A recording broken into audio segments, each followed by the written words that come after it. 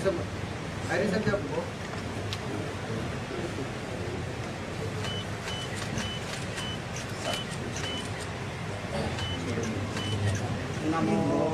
तस्स भगवतो अरहतो सम्मा सम्बुद्धस्स। नमो तस्स भगवतो अरहतो सम्मा सम्बुद्धस्स।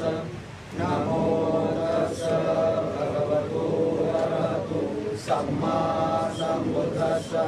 बुद्धं शरणं गच्छामि, धम्मं शरणं गच्छामि, संघं शरणं गच्छामि, द्वितीयंपि बुद्धं शरणं गच्छामि, द्वितीयंपि धम्मं शरणं गच्छामि, द्वितीयंपि संघं शरणं गच्छामि, तृतीयंपि बुद्धं शरणं गच्छामि, तृतीयंपि धम्मं शरणं गच्छामि, तृतीयंपि संघं शरणं गच्छामि। पाणातिपाता वेरमणि सिक्खापदं समादियामि। आदिन्नदाना वेरमणि सिक्खापदं समादियामि। कामेषु मिच्छाचारा वेरमणि सिक्खापदं समादियामि। मुसावादा वेरमणि सिक्खापदं समादियामि। सुरामेरयमद्यपमादपाना वेरमणि सिक्खापदं समादियामि।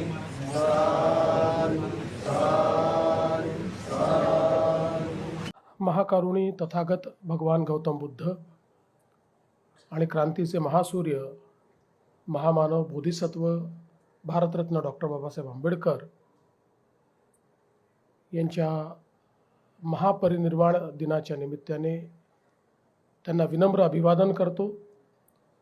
आजच्या या कार्यक्रमामध्ये मंचावर उपस्थित महाराष्ट्राचे राज्यपाल आदरणीय आचार्य देवव्रतजी, आपले लोकप्रिय उपमुख्यमंत्री माननीय एकनाथराव शिंदेजी, माननीय अण्णा बनसोडेजी, माननीय संजय शिरसाटजी, माननीय मंगलप्रभात लोढाजी, माननीय आनंदराज आंबेडकरजी, माननीय आशिष शेलारजी, माननीय नरेंद्र जाधवजी, माननीय संजय बनसोडेजी, अमित साटमजी, चित्राताई वाघ, कालिदास कोळंबकरजी, राहुल शिवाळेजी, महानगरपालिकेचे आयुक्त भूषण गगरानीजी, नागसेन कांबळेजी, भाई गिरकरजी, अमर साबळेजी, श्री विजय सूर्यवंशी, श्रीमती आचल गोयल, श्री प्रशांत नारनवरे, श्री देवेन भारती, श्रीमती अश्विनी जोशी, या ठिकाणी उपस्थित सर्व भगिनी आणि बंधूंनो,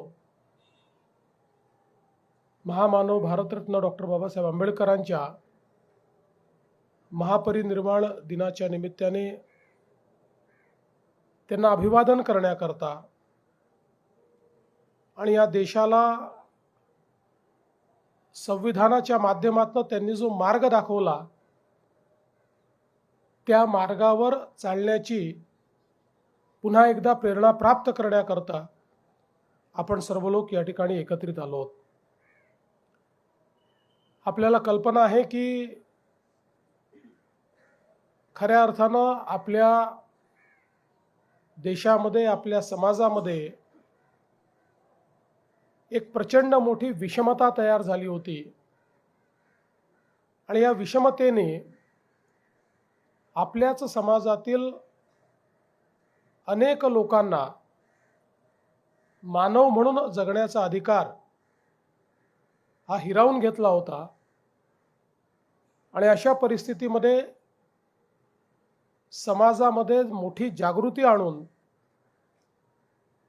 एक समतायुक्त अशा प्रकारचा समाज तयार झाला पाहिजे या भावनेतनं या विषमतेलाच आपली शक्ती बनवून भारतरत्न डॉक्टर बाबासाहेब आंबेडकरांनी ज्ञान संपादित केलं आणि त्या ज्ञानाच्या आधारावर समाजामध्ये समतेचं रोपण केलं, समाज जागृत केला आणि स्वतंत्र भारतामध्ये एक असं संविधान आपल्याला दिलं की ज्या संविधानाने आपल्या देशामध्ये समतेचं राज्य तयार केलं, समाजामध्ये बंधुता निर्माण केली आणि त्यासोबत सर्वांना संधीची समानता दिली. कुठल्याही जात, धर्म, वर्ण, रंग अशा भेदभावांना बाजूला ठेवून प्रत्येक व्यक्तीला समान अधिकार असेल अशा प्रकारचे एक संविधान आपल्याला भारतरत्न बाबासाहेब आंबेडकरांनी दिलं. आणि या संविधानामुळेच आज आपला देश इतकी प्रगती करू शकला. आज आपण जगातली चौथी सर्वात मोठी अर्थव्यवस्था झालो, लवकरच तिसरी अर्थव्यवस्था होऊ. पण याची मुहूर्तमेढ, याचा पायवा हा जर कोणी तयार केला असेल तर तो संविधानकार आणि अर्थतज्ञ अशा भारतरत्न डॉक्टर बाबासाहेब आंबेडकरांनी केला. बाबासाहेबांच्या कार्याचं आपल्याला सगळ्यात महत्त्वाचं जर प्रत्यंतर काही असेल तर मला या निमित्ताने सांगितलं पाहिजे की नुकतेच माझ्याकडे न्यू जर्सीचे गव्हर्नर आले होते आणि त्यावेळेस बोलताना त्यांनी एक गोष्ट सांगितली की आमच्याकडे एक चूक आम्ही केली. आज न्यूयॉर्क, न्यू जर्सी सारख्या महत्त्वाच्या भागामध्ये विजेची कमतरता आहे. मी त्यांना सांगितलं की अमेरिकेत इतकी वीज आहे आणि मग तुम्हाला कमतरता का भासते. त्यावेळेस त्यांनी सांगितलं की आमच्याकडे स्टेट ग्रीड आहे, आमच्याकडे नॅशनल ग्रीड नाही. आणि मग त्याच वेळी मला हे लक्षात आलं की बाबासाहेब किती द्रष्टे होते. वीज मंत्री म्हणून बाबासाहेबांनी ज्यावेळेस देशामध्ये पदभार स्वीकारला त्यावेळेस त्यांनी पहिला निर्णय घेतला की संपूर्ण भारतामध्ये एक राष्ट्रीय ग्रीड तयार करायची. भारताच्या कुठल्याही भागामध्ये आपल्याला वीज नेता आली पाहिजे. आज आपण पाहतोय की या नॅशनल ग्रीडमुळे भारताच्या कानाकोपऱ्यामध्ये आपण वीज पोचवू शकलो.